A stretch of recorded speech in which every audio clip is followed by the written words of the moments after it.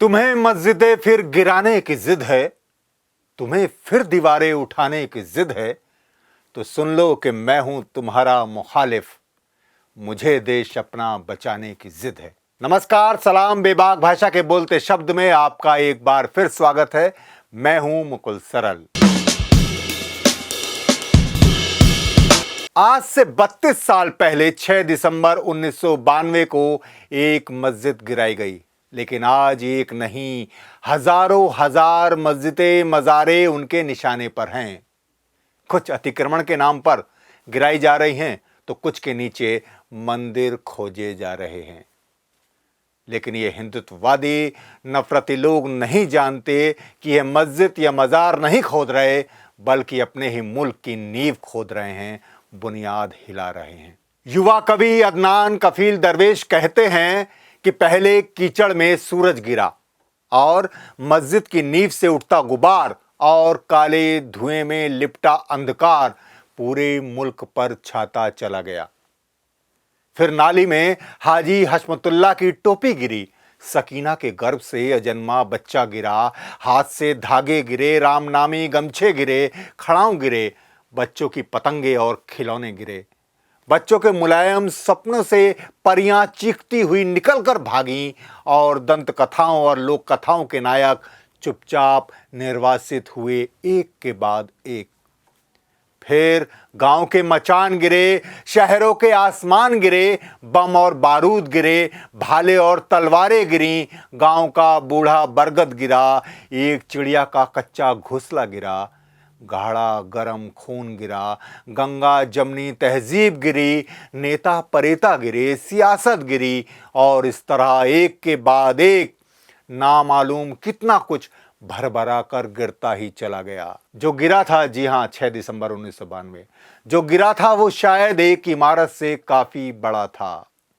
मेरे मुल्क के रहबरों, जिंदा बाशिंदों, बतलाओ मुझे कि वो क्या चीज़ है जो इस मुल्क के हर मुसलमान के भीतर एक खफीफ आवाज़ में न जाने कितने बरसों से मुसलसल गिर रही है, जिसके ध्वंस की आवाज़ अब सिर्फ स्वप्न में ही सुनाई देती है। 1990 के दशक में चले मंदिर अभियान के दौरान कहा गया कि अयोध्या हिंदुओं की आस्था का केंद्र है, इसलिए राम मंदिर के लिए मुसलमान मस्जिद सौंप दें तो आगे का झगड़ा मिट जाएगा। लेकिन जानने वाले समझ रहे थे कि यह एक मस्जिद का मामला नहीं है, बल्कि एक मस्जिद मिलते ही दूसरी मस्जिद का अभियान शुरू हो जाएगा, और वही हुआ। बनारस की ज्ञानव्यापी और मथुरा का शाही ईदगाह का ही मामला अब नहीं रहा। अब संभल की शाही जामा मस्जिद, अजमेर शरीफ की दरगाह, बदायूं की मस्जिद, उत्तराखंड, सभी इस सिलसिले की कड़ी हैं। जबकि 2019 में बाबरी मस्जिद की जगह मंदिर बनाने का आदेश देते समय भी सुप्रीम कोर्ट ने कहा था कि बस अब और नहीं। कहा था कि हालांकि मस्जिद गिराना एक आपराधिक कृत्य था और मस्जिद के नीचे राम मंदिर होने के कोई प्रमाण नहीं मिले, फिर भी आस्था के आधार पर इस जमीन को मंदिर के लिए सौंपा जा रहा है। लेकिन यह फैसला अन्य मामलों में नज़ीर नहीं बनेगा। लेकिन इसी के साथ हमारे पूर्व चीफ जस्टिस चंद्रचूड़ ने किसी भी इमारत के सर्वे को जायज़ बताकर हिंदुत्ववादियों के उस नफरती अभियान को आसान कर दिया, जिसकी आग में वो पूरे देश को झोंकना चाहते हैं।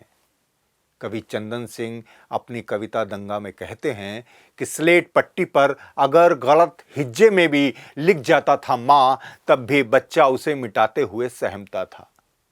तो उसकी आंखों के सामने मिटा दी गई उसकी माँ। दंगाइयों ने घोंप दिया उसके पेट में छुरा, फिर खून की टपकती बूंदों को सुना जैसे मतपेटियों में गिर रहे हों मतपत्र उनके पक्ष में। यह एक मंदिर का अभियान नहीं था, बल्कि आरएसएस बीजेपी का सत्ता की सीढ़ियां चढ़ने और उस मनुवादी हिंदू राष्ट्र बनाने का अभियान था, जिसमें सिर्फ मुसलमान ही नहीं, दलित, पिछड़े, आदिवासी भी दोयम दर्जे के नागरिक होंगे, अन्य में गिने जाएंगे, मारे जाएंगे। भट्टी जलती रहे नफरत की यही मकसद है, रोज मरते रहें दो चार, कौन पूछे है। आज भले ही बीजेपी और मोदी जी बाबा साहब अंबेडकर के नाम की कस्में खाते हों, लेकिन बाबरी मस्जिद को गिराने के लिए हिंदुत्ववादियों ने 6 दिसंबर का दिन भी शायद इसलिए ही चुना होगा ताकि बाबा साहब अंबेडकर की याद भी मिटाई जा सके। आपको मालूम होगा, याद रखना चाहिए कि 6 दिसंबर बाबा साहेब भीमराव अंबेडकर का परिनिर्वाण दिवस है।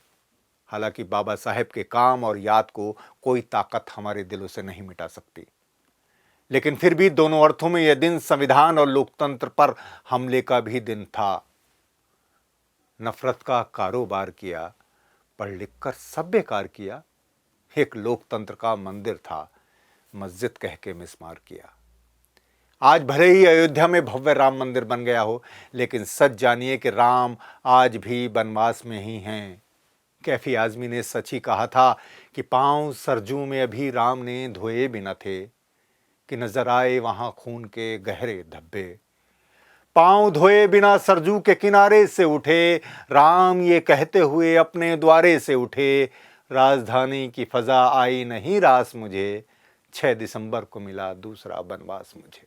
और कवि अजय सिंह के शब्दों में, जिन अपराधियों ने 6 दिसंबर रचा, उन्होंने ही नए भेष में 22 जनवरी रचा। जी हाँ, 22 जनवरी 2023 को अयोध्या में राम मंदिर की प्राण प्रतिष्ठा हुई। किसी अपराधी को सजा नहीं, सबको तख्त व ताज नसीब, ढहा दी गई बाबरी मस्जिद की करह आज भी मेरा पीछा नहीं छोड़ती। हर तरफ मलबा, ध्वंस, खून, लाशें, अयोध्या से गजा, फिलिस्तीन तक, कश्मीर से मणिपुर तक।